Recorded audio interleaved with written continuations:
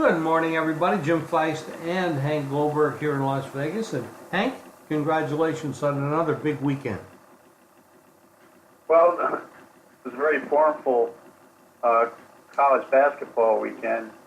On Saturday, all the teams basically that were supposed to come through did come through. If you look at the rankings, it was Duke came through against Virginia. They were shooting the ball well. They had Jones. I thought it was Duke's best game of the year, frankly. They played very well, and they defended well. They defended the rim. And Virginia had one guy who was shooting well in the second half that kept them in the game. Otherwise, they were no match. And Duke right now deserves to be the number one team, although there are some who will defend Tennessee. Tennessee has an easy win.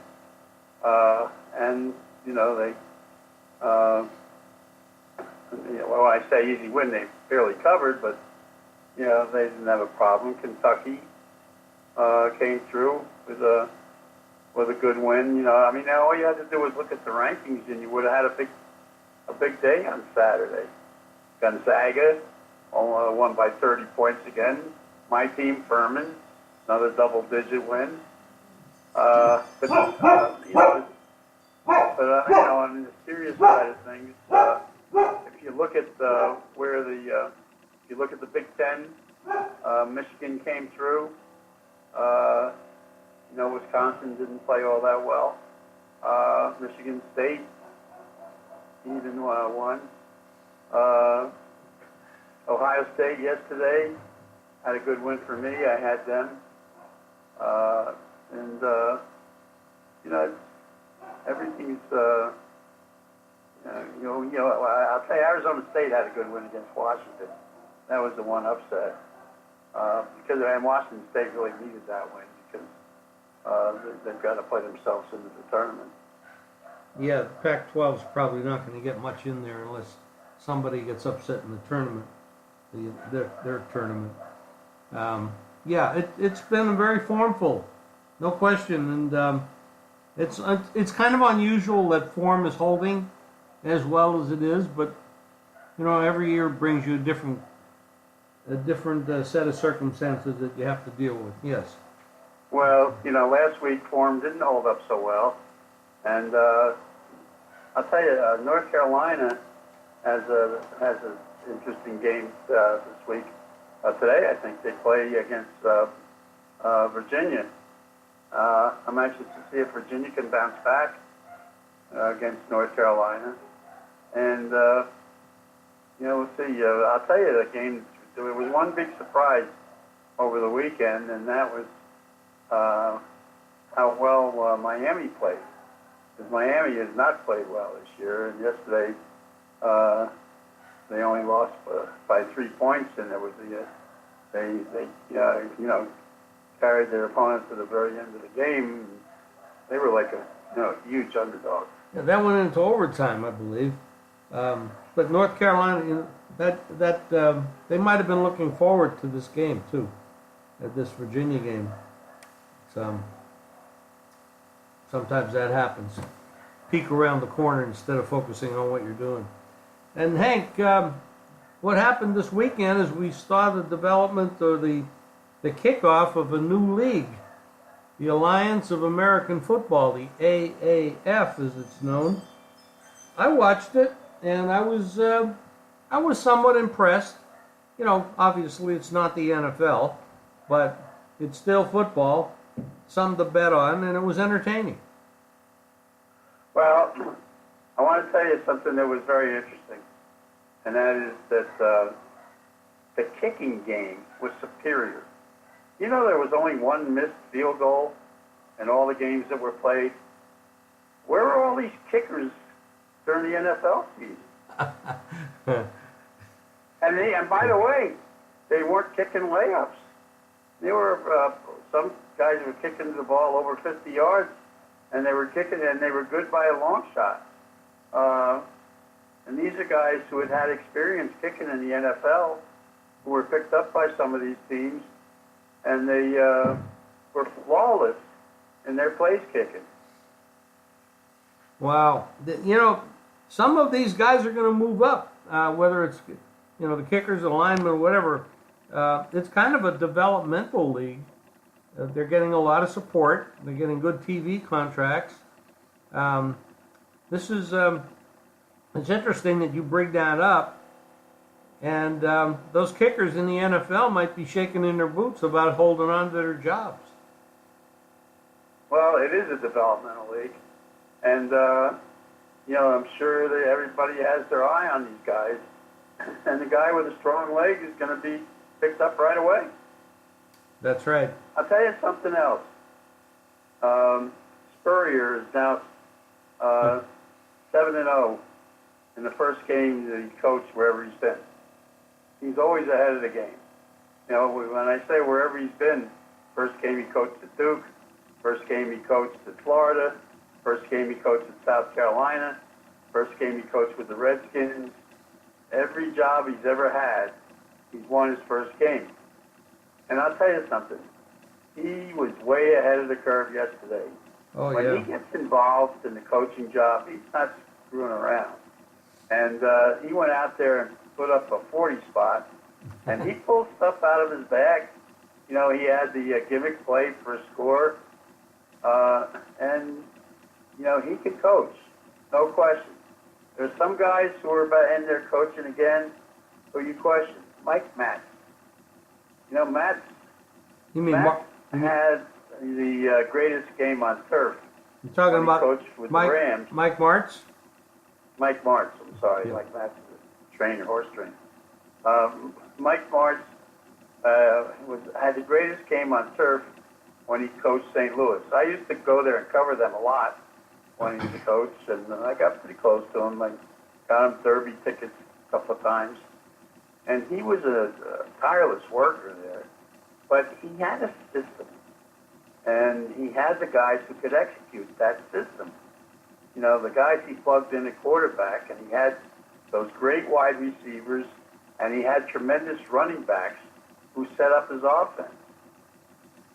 He doesn't have that right now. He's got a quarterback who I thought might play well for him, who came out of Arizona State with some big numbers. He looked lost, and their offense looked bad. And Martz, he had nothing ready for that team, and I question how he's going to do in this league, because he needs the goods to execute the system he's going to play. It's complicated, and he's got to have all the elements I just discussed. He's going to struggle. I watched Dennis Erickson's team with some interest. Neuheisel did a good job with his club. He's got some nice balance in there. And I'll tell you the other thing. That quarterback who used to play for the Jets, he shouldn't be in football anywhere, at any level. He's terrible. Yeah, he was very overrated coming out of college, and he just never showed anything, and he still doesn't. It's going back to Martz. I remember when he was with the St. Louis Rams. There were some issues with health on that team. I know that the late Jack Snow had a problem with a health issue, and it seemed like Martz had a problem also. And I may be wrong here, but I seem to remember he had a problem with a heart ailment and slowed him down quite a bit. I don't know how I guess he's recovered from it if he's working again. But I think that a lot of things changed from that point on. Well, when he had all those players, though, he had a system that was unstoppable. He was an offensive genius at the time.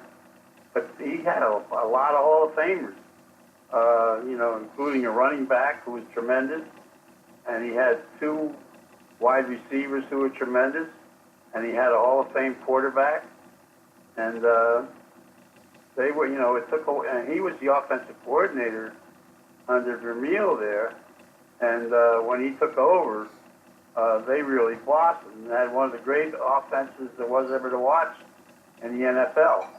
But he knew he could coach those guys up. It's a story now when you're doing a startup situation. And he didn't look great to me either. I don't know. But, Dennis, I think that team's going to come along. Dennis will watch and see what his needs are. He's got a couple of good running backs, and he's got a decent offensive line.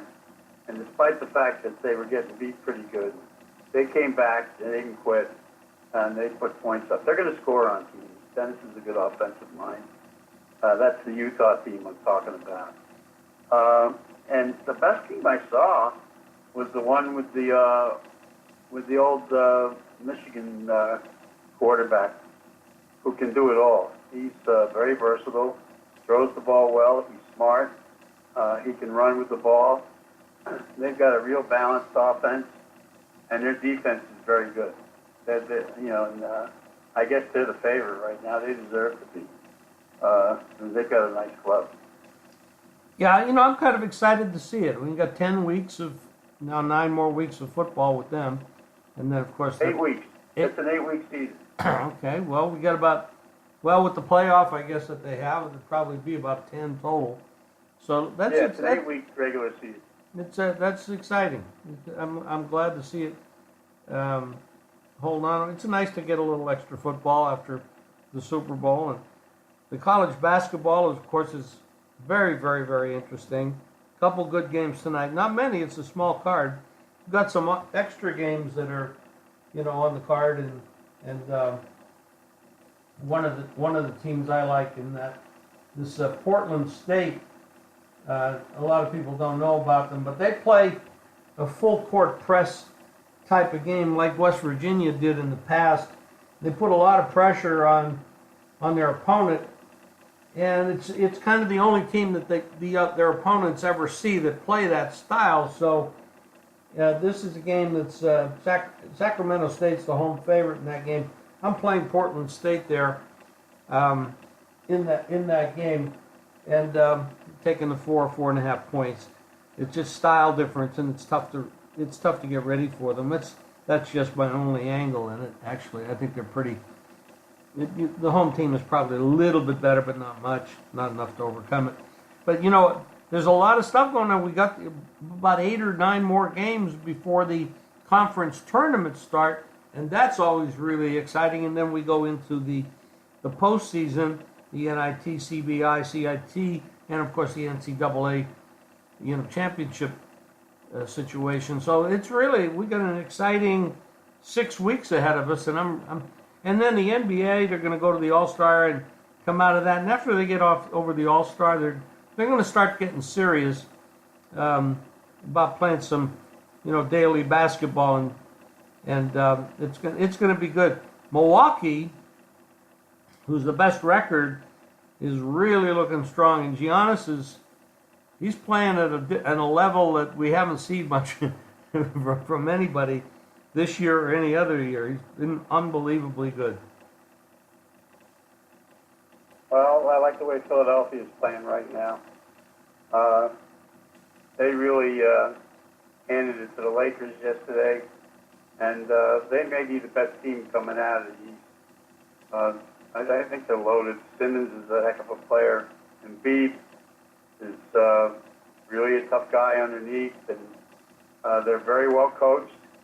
They know what they got. They've got all kinds. They got outside shooting. They've got everything. And right now, I think they're one team that could beat anybody. Somebody asked me yesterday who I thought was going to come out of the East, and I said Philadelphia. But it's close. It's definitely not for sure. I mean, it's close. And Milwaukee is going to be very dangerous. Boston has been mostly disappointing to me. They haven't shown up the way I thought they would this year. And of course, you have Toronto that you have to look at also, because they got Gasol now. I mean, that's going to be tough in the East. The West, I mean, I hate to say this, but the West, it just seems to me like it's the Warriors and nobody else. Well, people were talking about the West, and maybe the one team that that has, the one acquisition that could make them a factor. And the Memphis team. But, or Elko City, I always get them confused. But anyway, and they'll be exciting to watch. But, the thing with Boston is the injuries hurting them.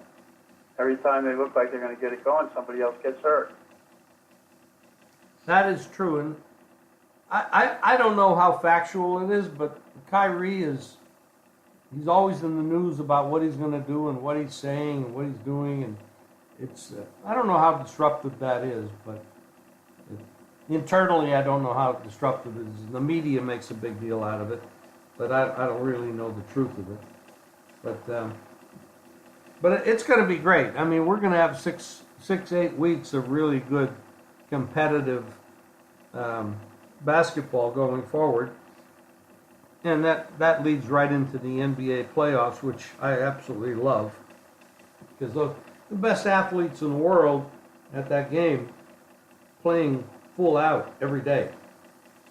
And that's remarkable to see, because they really are good. And when they're going full bore, there's nothing better. Anything else you'd like to cover, Hank, before we close it off? Well, this is my favorite time of year leading into the college basketball playoffs. I love that. And we're coming up to the racing time of year that I enjoy. So I got a lot of work to do, and I'm actually doing another television show tomorrow for CBS. It'll be on at 6 o'clock on the East Coast and 3 o'clock our time. There's a lot of good basketball tomorrow they want me to talk about. And they also want me to start talking about the new the new football league. So I'm on this week on tomorrow night and on Saturday again. And I'm pretty busy. It's a good time for me. Well, it is, and you're always in demand. You have been for a couple decades now, and you know your stuff, and that makes a lot of sense to me that you're busy. But have a good couple days, Hank. I'll talk to you again on Wednesday, and thanks for your time this morning. Okay, thanks, Jim. Have a good day. You too. Everybody out there, Hank's Plays and mine are at jimfeist.com. Be sure to go there, sign up, register, subscribe, and we'll talk to you again on Wednesday. And thank you for listening.